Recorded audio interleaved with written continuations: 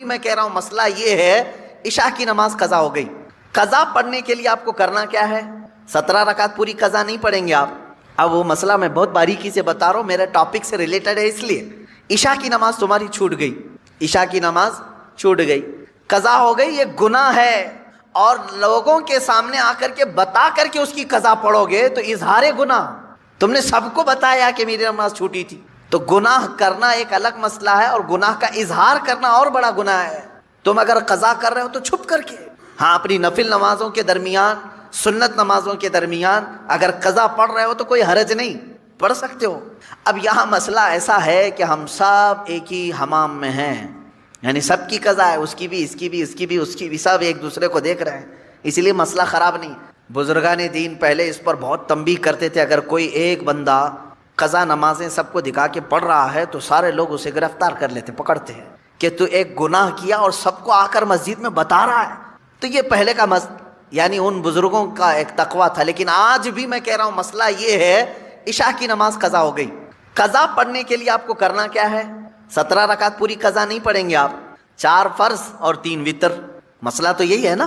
कल की इशा की नमाज अगर किसी की छूटी, फॉर एग्जाम्पल, अल्लाह ना करे, आज वो कज़ा करने के लिए खड़ा है, तो क्या क्या नमाजें कज़ा करेगा? 4 रकात फ़र्ज इशा की और 3 रकात वाजिब।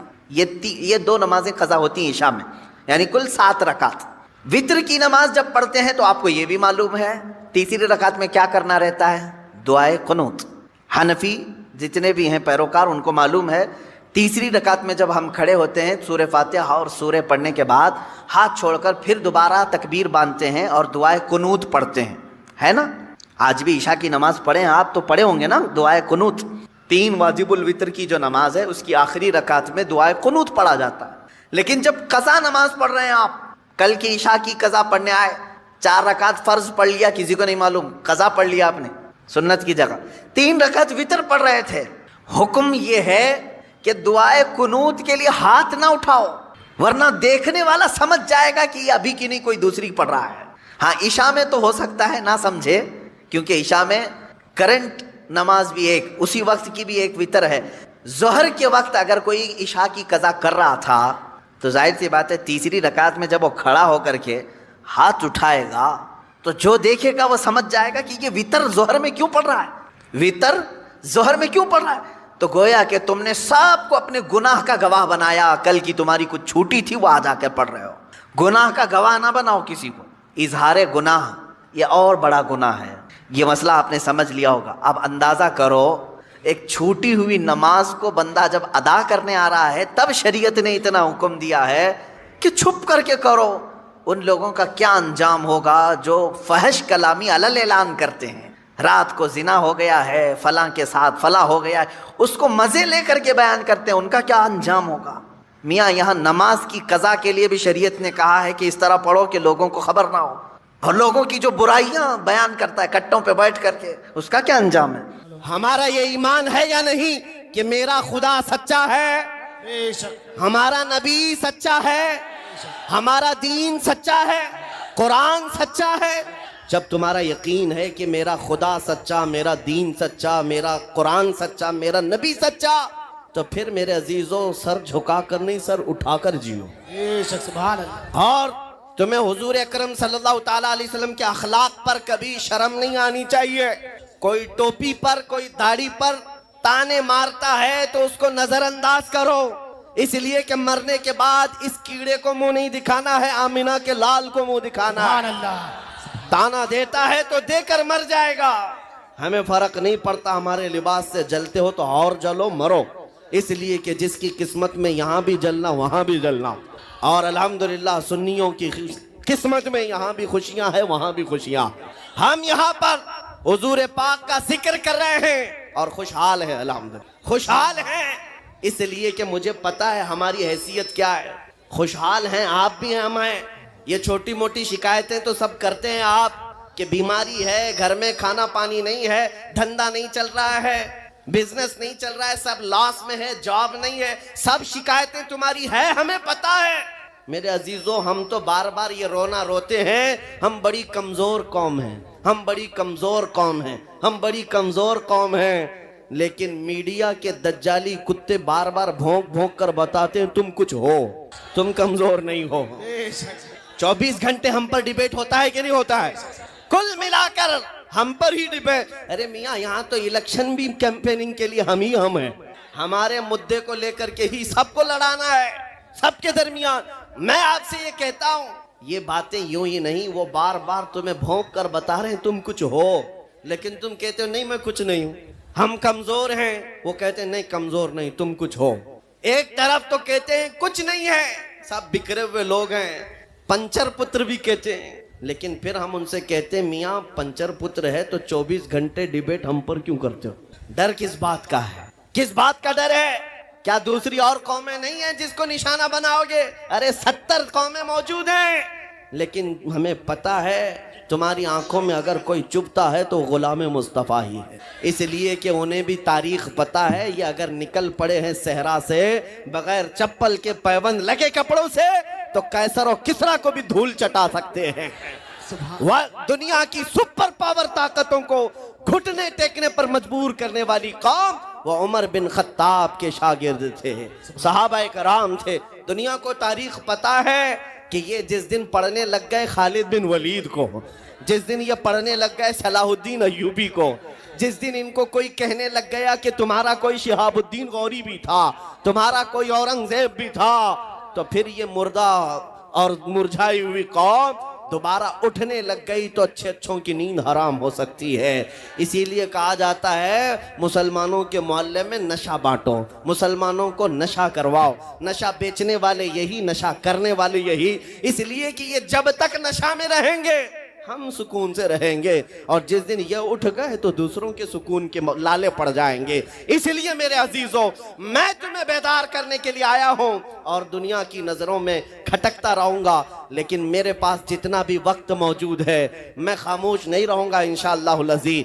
कल को भी अगर मेरी फांसी हो जाए मुझे इस बात की परवाह नहीं है, दुनिया से जाएंगे। हमारे एक के मर जाने के बाद उन कुत्तों से कहता हूं कि इसको ये मत समझ लेना कि इस्लाम खत्म हो जाएगा। मुझ जैसे 1000 कट भी जाएं तब भी हम नारा यही लगाएंगे, इस्लाम जिंदा होता है हर करबला के बाद। नारे तकबीर, नारे रिसालत, शहंशाह खिताबत, शेरे हिंदुस्तान सलमान मुफ्ती सलमान हजारी साहब किबला।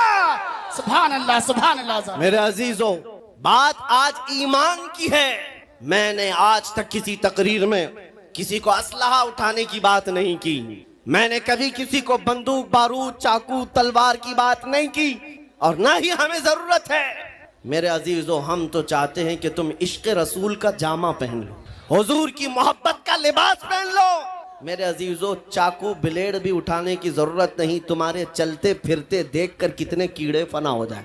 हाँ, सिर्फ तुम्हारी चलत फिरत से कई कुत्ते नालियों में मर जाए। सबको समझ में आती है बात। और जिन लोगों ने मुझसे पूछा था बार बार आप कुत्ते किसको कहते हैं, मैंने कहा कोई सुन्नी मुझसे पूछा ही नहीं, किसी ने मुझसे पूछा ही नहीं। ये सारी तकरीरें सुन रहे हैं, आपने पहले ही पूछा तो कहीं ऐसा तो नहीं कि जख्म पर जाकर बात लगी हो। खैर मेरे अजीजों, आपको मैं बारहा बेदार इस बात के लिए करना चाहता हूँ, हुजूर के अगर गुलाम हैं तो पूरे गुलाम बनो, पूरे गुलाम। आज के दिन अगर एक नौजवान भी ये अहद कर लिया कि मैंने अपनी मर्जी से बहुत जिंदगी गुजारी है, अपनी लाइफ में बहुत इंजॉय किया है, लेकिन आज के दिन से ये तय करूंगा कि जीऊंगा तो मेरे नबी की मर्जी से जीऊं, जिसने भी तय कर लिया, मैं समझता हूं कि ये जलसा वसूल हो गया, हुजूर के कदमों में पहुंच गया।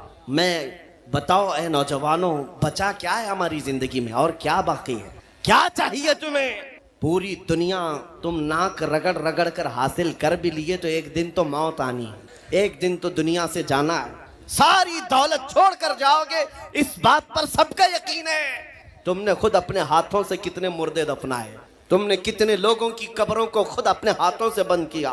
आज जो ये आंखें खुली हैं अचानक बंद कर दी जाएंगी, ये धड़कनें रुक जाएंगी, तुम हाथ पैर भी नहीं उठा सकते, और ये पूरे लोग उठाकर तुम्हें इतनी छोटी कब्र में डाल कर आते हैं जहां करवट लेने की भी जगह नहीं, सांस और हवा के लिए कोई रोशनदान नहीं, खिड़की नहीं, इतने घने अंधेरे के अंदर तुम तन्हा होते हो, उस कब्र के मुतालिक सोचो।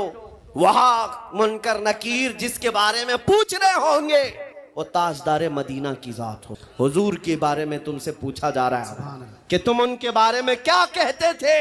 इसलिए सुन्नियों, आज ही हम तैयारी क्यों ना कर लें कि कल को कब्र में हमसे फरिश्ते पूछें इनके बारे में क्या कहते थे, तो वहां पुकार कर नकीरैन से कहना तुम पूछ रहे हो इनके बारे में क्या कहते थे, अरे मर के पहुंचा हूं यहां इस दिलरुबा के वास्ते। सुभान अल्लाह, सुभान अल्लाह। मर के पहुंचा हूं यहां इस दिलरुबा के वास्ते। है शबे गौर भी उसी गुल से मुलाकात की रात। अजीजा ने गिरामी वकार, आज ले उनकी पनाह, आज मदद मांग उनसे। कल न मानेंगे कयामत में अगर मान गया। सिर्फ मैं तुम्हारे उन अखलाक की बात कर रहा हूं, बड़े दर्द दिल से कह रहा हूं। आ जाओ वापस उस नुक्ते पर जहां मेरे नबी ने हमें छोड़ा था। आ जाओ उस रास्ते पर जिस पर चलने वालों पर अल्लाह ने इनाम नाजिल किया है। आपको पता है वो सहाबा इकराम, ताबईन और औलिया कामिलीन का रास्ता था कि जिनके बारे में इकबाल ने कहा, दी अजाने कभी यूरोप के कलीसाओं में तो कभी अफ्रीका के तपते हुए सहराओं में। दश्त तो दश्त है दरिया भी न छोड़े हमने, बहरे जुल्मात में दौड़ा दिए घोड़े हमने। आ गया ऐन लड़ाई में गर वक्त नमाज, किबला रूहों के जमीन बोस हुई कौमे हिजाज। एक ही सब में खड़े हो गए महमूद आयाज, न कोई बंदा रहा न कोई बंदा नवाज। यह हमारी तारीख थी, यह हमारी तारीख थी। मोहम्मद अरबी सल्लल्लाहु तआला अलैहि वसल्लम के गुलामों की तारीख थी। वो जिस जगह जाते थे परचमे इस्लाम लहराते थे। जहां चल पड़े हवाओं का रुख मोड़ दिया, आंधियों को तोड़ दिया, समंदरों में रास्ता बना लिया। अरे दरिया दजला में घोड़े दौड़ा दिए। ये नबी पाक के गुलाम थे, दुनिया उनसे खौफजदा थी। क्या था उनका नारा? उनका नारा ये था, टल न सकते थे जंग में अगर अड़ जाते थे, पांव शेरों के मैदान से उखड़ जाते थे। अरे हक से सरकश हुआ कोई तो बिगड़ जाते थे। तेग क्या चीज है, हम तोप से भी लड़ जाते थे। नारे तकबीर, नारे रिसालत। देखो देखो कौन आया, देखो देखो कौन आया। तवज्जो की बात है, हम उस कौम के वारिसीन में से हैं दुनिया जिनकी तारीख जानती है। आपको पता है अंग्रेज तारीख दान है, अंग्रेज है, उसका कोई ताल्लुक मेरे दीन से नहीं, लेकिन तारीख लिखने में उसने ये बात लिखी कि मैंने ऐसा जर्नेल देखा ही नहीं जैसा सलाहुद्दीन था, इसलिए कि उसके जज्बे जैसा मैंने एक भी जर्नल देखा नहीं। एक बार का वाकया लिखा है कि 12,000 की फौज थी सलाहुद्दीन के साथ, 12,000 की फौज थी सलाहुद्दीन अय्यूबी के साथ। और जिस वक्त वो मैदान में उतरा, मुकाबिल में सलीबियों की तादाद 4 लाख की थी, 4 लाख की थी। 4 लाख की तादाद देखकर ना वो घबराया ना भागा, पलट कर अपनी फौज से पूछा क्या मशवरा है तुम्हारा, मुकाबिल में उतरे या नहीं उतरे। सलाहुद्दीन के लश्करी और उसके नौजवान सिपाही आम लोग नहीं थे, जज्बा जवान था। अर्ज किया है सलाहुद्दीन हमारे सिपह सालार, रसूलुल्लाह के सहाबा तादाद देखकर उतरते थे तो हम भी तादाद देख के उतरेंगे। अगर नबी के सहाबा तादाद नहीं देखते थे तो हम भी इस तादाद का कोई परवाह नहीं करेंगे। सलाहुद्दीन उनकी बातों को लेकर उतर तो पड़ा। तारीख लिखने वाला अंग्रेज आदमी है, कहता है मुकाबला कर लेना और बात होती है, लेकिन 4 लाख को तितर बितर करके रख देना तारीख की अलग बात होती है। सलाहुद्दीन के इस कारनामे के बाद वो अंग्रेज तारीखदान कहता है हमारे इलाकों में हाल ये हो गया था, हमारे यहाँ की माएं अपने बच्चों को थपकियां देकर सुलाती थी और ये कहती थी कि बेटा सो जा नहीं तो सलाहुद्दीन आ जाए। ये मैं इसलिए बातें अर्ज कर रहा हूँ कि सलाहुद्दीन अय्यूबी की ताकत वो उनकी अपनी बॉडी की ताकत नहीं थी, वो ना ही किसी जगह से वर्जिश करके हासिल की हुई ताकत थी। सलाहुद्दीन की ताकत इश्क मुस्तफा की वजह से थी, वो मोहब्बत रसूल का पैकर था। हमने तारीख में उन जवानों को देखा है जिन्होंने तारीख उलट करके रख दिया है, जिन्होंने जमीन में एक अलग परचम लहरा कर रख दिया है। आपको पता है इसी हिंदुस्तान की सरजमीन पर सबसे पहला 10,000 का लश्कर लेकर आने वाला एक जवान, अरब से सबसे पहले आने वाला मोहम्मद बिन कासिम सिर्फ 19 साल की उम्र में आया था। 19 साल की उम्र में आया था। किस लिए आया था? माल लूटने नहीं आया था, यहां जगह कब्जा करने नहीं आया था। जैसे आज तारीख तोड़ मरोड़ करके बताई जा रही है, जितने बादशाह आए सब आक्रमण किए, सारे लोग यहाँ लूटपाट करने आए थे।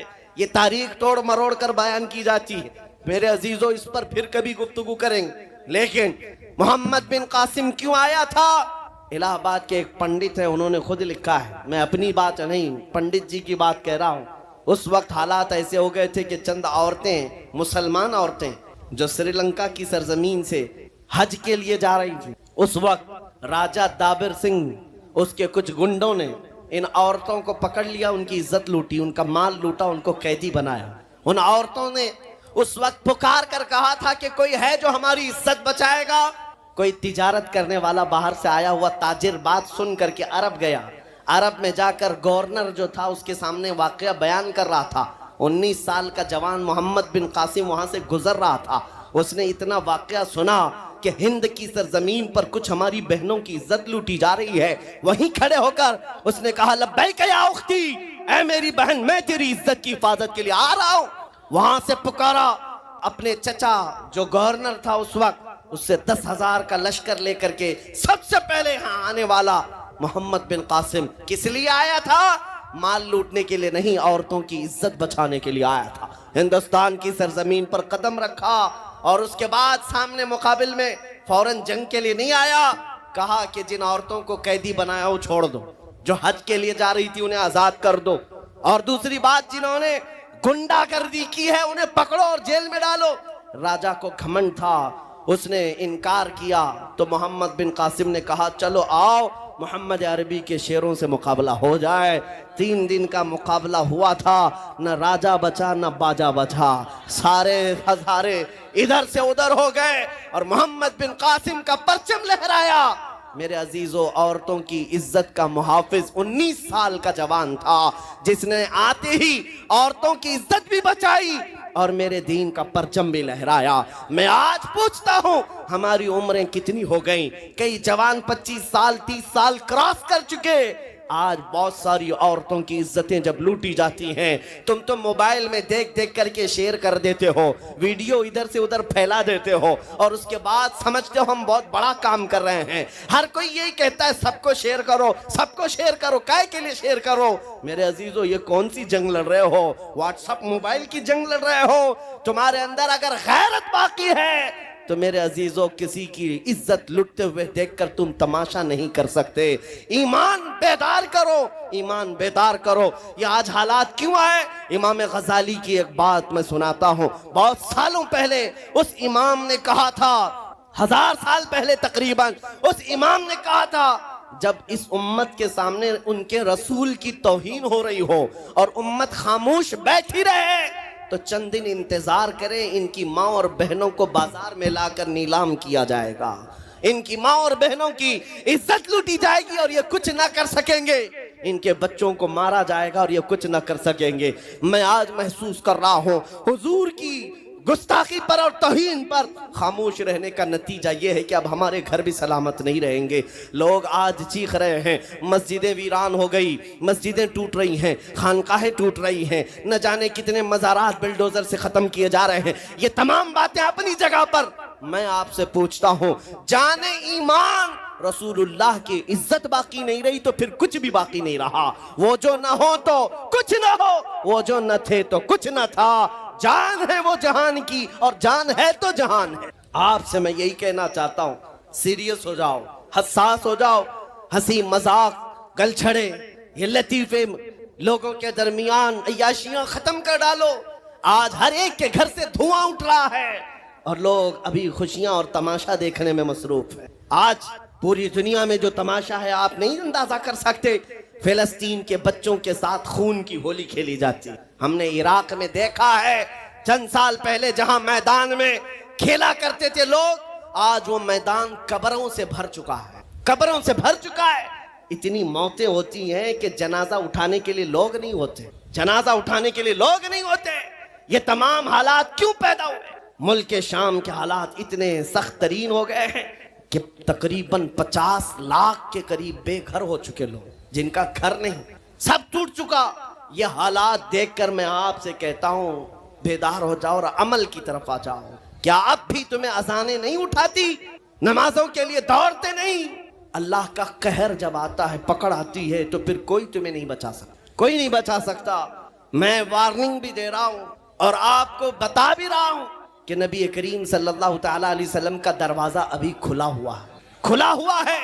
और वो ऐसा नबी है, ऐसा नबी है जिसके दरबार से वाबस्ता होने में कभी आपको शर्म नहीं आएगी इंशाअल्लाह, और कभी आप अपने आप को बेआबरू नहीं समझेंगे, कभी नहीं। मैं अपनी प्रैक्टिकल लाइफ बता रहा हूँ। हुजूर की मोहब्बत में, वो वफा में जो मजे हैं वो दुनिया में कहीं नहीं, कहीं नहीं है। जब बेचैन दिल होता है तब भी हम, मेरे अजीजों, गाने सुनकर के अपनी बेचैनी दूर नहीं करते। हम पिकनिक पॉइंट पे जाकर अपनी बेचैनी दूर नहीं करते। जब ज्यादा बेकरारी हो तो यही कहते, उनके निसार कोई कैसे ही रंज में हो, जब याद आ गए हैं सब गम भुला दिए, उनकी महक ने दिल के गुंचे खिला दिए हैं, जिस राह चल दिए हैं कूचे बसा दिए। हुजूर को याद कर लेते हैं, बेचैनी दूर होती है, बेकरारी दूर होती है। आपको मैं ये बात कहना चाहता हूँ, हुजूर की वफा में जो इज्जत है वो कहीं नहीं है, हुजूर की गुलामी में जो इज्जत है वो कहीं नहीं। आज आपके दरमियान मैं यहाँ आया हूँ, फतेहपुर सिकरी पहली मर्तबा, लेकिन तुम्हारा जोश और जज्बा मेरे अजीजों, रात के 12 बजे के बाद मुझ जैसे एक अदना तालिब इल्म के इस्तेकबाल के लिए अगर इतना मजमा खड़ा है, जो खड़ा है खड़ा है, जिसको जगह नहीं वो भी, जिसको जगह है वो भी। क्यों? कोई बड़े पार्टी का नेता आया है क्या? किसी गवर्नमेंट का ओहदेदार आया है? नहीं, सबको यहाँ पता है कोई नेता नहीं आया, हुजूर का एक गुलाम आया। हमारी आज जो इज्जत है वो सिर्फ इसीलिए है, जब तक बिके न थे तो कोई पूछता न था। या रसूल अल्लाह, तुमने खरीद कर हमें अनमोल कर दिया। जब तक के मदीने से इशारे नहीं होते, रोशन मेरी किस्मत के सितारे नहीं होते। इसलिए आपसे भी कहता हूँ, बेदाम ही बिक जाइए बाजार नबी में, बेदाम ही बिक जाइए बाजार नबी में। अरे इस शान के सौदे में खसारे नहीं होते। नारे तकबीर, लब्बैक लब्बैक लब्बैक या रसूल अल्लाह, लब्बैक लब्बैक लब्बैक या रसूल अल्लाह। ताजदार खत्म नबूवत, ताजदार खत्म नबूवत। मैं अपनी गुफ्तगू को समेटते हुए बात अर्ज करता हूँ, तुम्हारे यकीन को बढ़ाने के लिए कहता हूँ, आज भी तुम्हें पता होना चाहिए, हमारे दर्द को कोई समझने वाला है तो आमिना का लाल है, वो मकीने गुंबदे खजरा है, जो बेकसों का कस, जो बेसहारों का सहारा। उस रसूल पाक की आदत ही ये है, आता है फकीरों पे उन्हें प्यार कुछ ऐसा, खुद भीख दें और खुद कहें मंगते का भला हो। आपको मैं ये बात बार बार इसलिए कह रहा हूं कि तुम ये मांगना छोड़ दो, लोगों के यहाँ हाथ फैलाना छोड़ दो, उनकी नौकरी चाकरी करना छोड़ दो। मेरे मुर्शिद ताजो शरिया फरमाया करते, बुल हवस सुन सीमो जर की बंदगी अच्छी नहीं, बुल हवस सुन सीमो जर की बंदगी अच्छी नहीं, उनके दर की भीख अच्छी, सरवरी अच्छी नहीं। दुनिया में कहीं इज्जत नहीं पाओगे जो मेरे नबी की गुलामी में पाओगे। इसलिए कि हमने हुजूर से वाबस्ता होने वालों को देखा है, वो बिलाल हबशी हबशा के रहने वाले थे, अगरचे रंग काला था, लेकिन जब मेरे आका की गुलामी में आए तो मेरे आका ने उन्हें काबे की छत पर चढ़ा दिया, और काबे की छत पर से अजान देकर बिलाल ने ये लोगों को बता दिया, ऐ लोगों मुझे देखो, रंग से इज्जत नहीं, मुस्तफा के कदमों से इज्जत है। अजीजा ने ग्राम वक़ार, तवज्जो चाहता हूँ, हुजूर की गुलामी में जो इज्जत है वो हमने देखी है। जो लोग सहाबाए कराम, जो सहाबाए कराम, सैयदना अमीरुल मोमिनीन उमर इब्न खत्ताब, जिनका हाल ये था 36 लाख स्क्वायर किलोमीटर पर तनहा हुकूमत करते थे। उस वक्त मिस्र भी, शाम भी, यमन भी, इराक भी, फिलिस्तीन भी, अरब, ये 6 कंट्री पूरे मिलाकर तनहा हजरत उमर की निगरानी में थे। और ऐसी निगरानी नहीं कि यहाँ बैठ करके बड़ी बड़ी मीटिंगें कर रहे हो और गरीब खस्ता हाल सो रहे हो। उस खलीफा इस्लाम का हाल ये था, वो मदीने में बैठकर खिलाफत कर रहा था, और बड़ी दूर एक औरत अपनी बेटी से कह रही है कि आज थोड़ा दूध में पानी मिला ले। बेटी कहती नहीं, खलीफा उमर बिन खत्ताब की खिलाफत है, उमर इब्ने खत्ताब की खिलाफत है। घरों में तक उमर इब्ने खत्ताब की निगरानी थी। ये कौन उमर इब्ने खत्ताब रज़ी अल्लाह ताला अन्हु, जिन्होंने लोगों का खून चूस करके हुकूमत की कुर्सी नहीं बिठाई। और दूसरी बात ये भी कि वो उमर सादा जिंदगी गुजारने वाले, उनकी सिक्योरिटी भी ऐसी नहीं थी कि रोल्स रॉयस लगी हुई हो, काली गाड़ियां आगे पीछे घूमती हूँ। मेरे अजीजों, उस उमर इब्ने खत्ताब की बात कर रहा हूँ। जब बैतुल मुकद्दस फतह हो गया तो वहां से हजरत अबू उबैदा बिन जर्राह ने खत लिख करके भेजा कि लोगों की ख्वाहिश है उमर इब्ने खत्ताब आप तशरीफ लाएं, बैतुल मुकद्दस की चाबी आपके हाथ में दी जाएगी, आप तशरीफ लाएं। तो उमर इब्ने खत्ताब रज़ी अल्लाह ताला अन्हु मदीने से चल पड़े अपना एक गुलाम लेकर के। लेकिन गुलाम और खुद होने के बाद एक ही घोड़ा था। तय ये कर लिया गुलाम के साथ कि 1 मील मैं बैठूंगा तू चलेगा और दूसरे मील तू बैठेगा मैं चलूंगा। ये शान उमर इब्ने खत्ताब रज़ी अल्लाह ताला अन्हु की। मैं क्यों कह रहा हूं अभी बताता हूं। और इस तरह से सफर कटता रहा। 1 मील खुद बैठते, 1 मील गुलाम बैठता था, क्योंकि उनके अदल के सामने किसी की नहीं चलती। फिर जब इत्तेफाक ऐसा है बैतुल मुकद्दस करीब आया, लोग सब देखने के लिए बाहर आए, लेकिन घोड़े पर बैठने की बारी गुलाम की थी और आपकी चलने की थी। बारी बारी है, गुलाम बैठा हुआ आ रहा है और खलीफा वक्त रस्सी पकड़ा हुआ आ रहा है। लोग दौड़े दौड़े आए, फिलिस्तीन के अमीरुल मोमिनीन कहकर नारा लगा रहे थे। तो जो मौजूद सहाबा थे उन्होंने बताया ये घोड़े पर बैठा हुआ अमीरुल मोमिनीन नहीं है, ये घोड़े की रस्सी पकड़कर जो आ रहा है वो अमीरुल मोमिनीन है।